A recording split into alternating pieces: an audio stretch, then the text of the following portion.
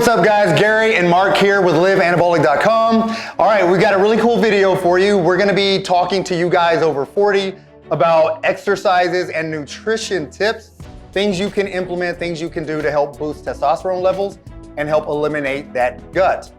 So the main things I want to harp on with this, some of the nutrition things I like to do is make sure you're keeping the carbs in there. You know, the way the society is right now, everyone's cutting carbs completely out. As a man over 40, Mark over 50, we can both attest to that not being the most optimal way to lose the gut and especially boost testosterone levels. So real quick though, when we talk about you don't want to cut all the carbs out, the type of carbs that you're eating, the quality of your carbs is so important. A lot of people don't realize that. They just start counting carb calories or carb grams, and all carbs are not the same. So real quick, and I want Gary to expand upon this. Sugar, refined sugars, and I'm talking about soft drinks, I'm talking about juices like orange juice and apple juice and grape juice, sugar that you put on your cereal, and that is the absolute worst thing that you can eat as far as carbs are concerned. I want Gary to talk a little bit. Yeah, absolutely. That's the one thing we want you to realize. Not all carbs are created equal. So the complex carbs, you're actually going to get a lower release of insulin. So the key to that is sugars, refined sugars, simple sugars. Any type of candies, fruit juices you're talking about, things like that, are gonna give you a huge boost in blood sugar, which is gonna spike your insulin levels, which are gonna cause all kinds of crazy things with your hormones. When you do the complex carbs, you're actually gonna be including more fiber. It's slower digesting, and it's gonna give you that longer term energy. So that's the key to all of this is you want sustainable energy, not the quick energy that the sugars will give you, which is gonna have you crashing down. So, and a few more examples of complex carbs would be like broccoli. Oh yeah, fibrous carbs, cauliflower, all kinds of beans. Right. You know, people think they buy a can of beans at the store and they just, they go back and they think of the old days where they used to add lard to the beans at the Mexican food restaurants. Well, beans, and there's lots of different types, are fantastic for you, and they have almost no fat, okay? And because they're complex carbs, they take a long time to digest. They also have protein in them. They're fantastic for you. Definitely. Another thing, leafy green veggies are one of those foods that when you have a specific type of fiber, your body cannot digest it. So it's gonna go through your digestive system intact, which is nature's broomstick, if you haven't heard that before. It is gonna completely clean out your gut, which is great for gut health. So those are some of the priorities when you're looking for energy in the top types of carbs that we recommend. However, the most important macronutrient for all men, protein. Okay, when you're talking protein though, you wanna make sure you're doing lean protein. So what are some of the better lean protein sources that you like? A lot of people don't realize, but you can literally go to the cold cut section in the supermarket, okay? And I'm real lazy, okay? I hate to cook. I hate to even wait on the butcher to cut slices, you know, off of a big chunk of ham. So you can go, these are just pre-packaged cold cuts. And I don't care whether it's turkey or roast beef or pastrami. Make sure you're doing the lean cuts, so keep that in mind. Almost all that stuff that's already pre-sliced for you is just naturally gonna be really lean. And if you're not sure, just turn the thing over and look at the back. You will be surprised at how low it is in carbs and fat. Right, and the convenience of that is key. Especially with older guys, you know, you got a lot going on, you're busy. Don't always wanna have to prepare all of your meals. This makes it very convenient. I cannot tell you guys how many times I've just broken open a plastic container of roast beef, okay, it's already pre-sliced, and I'm so lazy, and I'll just grab some vegetables out of the refrigerator. They're just already mixed up and ready to go. They're just sitting in a plastic container. I just walk over, sit down in front of the TV, and I just eat the meat slices and eat the broccoli and the carrots and the cauliflower. There you go. And dude, radical, great meal. Yeah. And super simple. Yeah, and throw in some nuts too. I've done that, a handful of almonds with that. That's a perfect meal, you know. And for those of you guys that do like to cook, do want to meal prepare, then prepare for all of your meals. Make sure you're doing, there's chicken, turkey, the lean cuts of fish, all the basics, and also grass-fed beef. I'm more of a beef person than a poultry person. I don't really do a whole lot of turkey. I'll do a little bit of chicken, but I like my red meat. You know, I make sure it's lean, but I love my red meat. Well, he is married, Yeah. and so they'll sit down and cook, and I don't want to cook for Right, one person. I hear you. I'm just lazy. So I typically, I love steaks, but I typically don't go through the trouble to buy a steak because then Right. you have to prepare it and cook it. So I'm terrible. I'm a bachelor. Hey, that's okay. Yeah, it makes it easier to feed yourself, you know? Oh, yeah. You're feeding one as opposed to... So guys, it's really straightforward and very easy and inexpensive health. Right. Last thing we do want to touch on as far as macronutrients, fats, good essential fats. You heard me talk about almonds, macadamia nuts, Brazilian nuts. There's also a lot of really good oils out there, olive oil, coconut oil, which is a medium chain triglyceride. Basically, all that means is your body can utilize that for fuel immediately. Same as it would do with the sugar. Yeah, and guys, if you try to eliminate too much fat from your diet, and I know some people try to do that, okay, because there's a ton of calories in fat. If you eliminate it, then your body simply can't produce as much testosterone as it normally would. So you really screw up your natural production of testosterone if you go on a low-fat diet. Definitely. And that is the key, again, with boosting those test levels. People are afraid of saturated fats. However, that's one of the precursors to testosterone.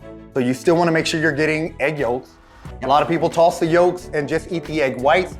There's a lot of good testosterone boosting benefits in the yolks. Those are some of the bigger benefits by following those nutrition habits that we're talking about, all right? Creating good habits. Make sure you're getting good lean protein. Make sure you're getting your good complex carbs, fibrous carbs, and good essential fats. Also, what you want to add to that, guys, especially if you really want to boost your testosterone levels, you really want to get that gut off of your body, you've got to exercise, and you've got to make sure you're doing the right exercises. What are some of the better multi-joint exercises you like? So let's just talk about it from a high level. And so Yes.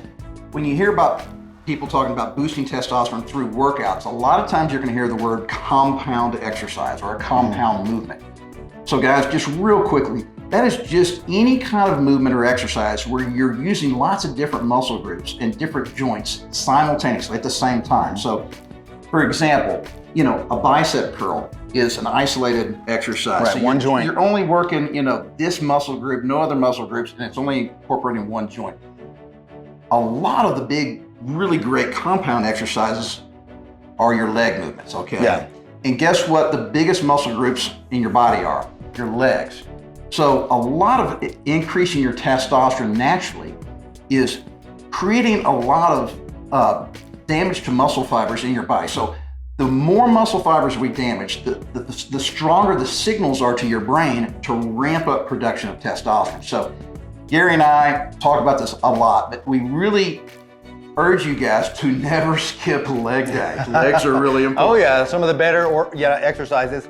And keep in mind, squats being one of the key the prime movers, but there's several variations. Everyone assumes you have to just do a back squat. All right, one of the first squats I recommend for older men, especially if you're just getting started doing them, is a goblet squat. It doesn't have to be a back squat. You can do dumbbell squats, a goblet squat.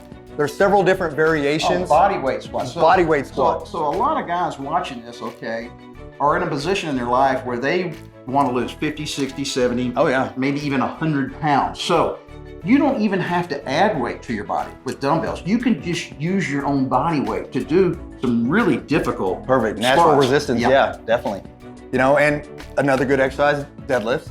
All right, several variations. Like I said, you got advanced, you got beginners. You can do a straight deadlift with dumbbells, or an RDL, a Romanian deadlift, which is more of a hamstring and glute mover, but again, is really gonna not only boost your testosterone levels, but a lot of these exercises also focus on boosting your metabolism, which is the key to getting that gut down, all right? Getting the fat off is just as important. If you have a lot of fat on your body, your testosterone levels are gonna be suppressed.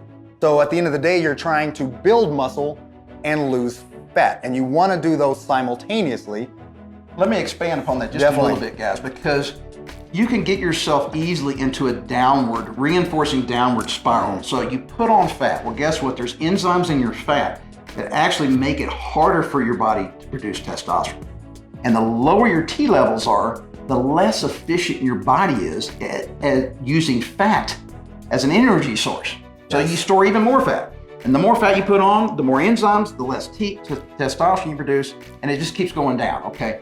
But we can change that and we can create a self-reinforcing upward spiral too. So you start losing some of that fat, all right? Guess what? It makes it easier for your body to just naturally produce a little bit more testosterone, right? Okay?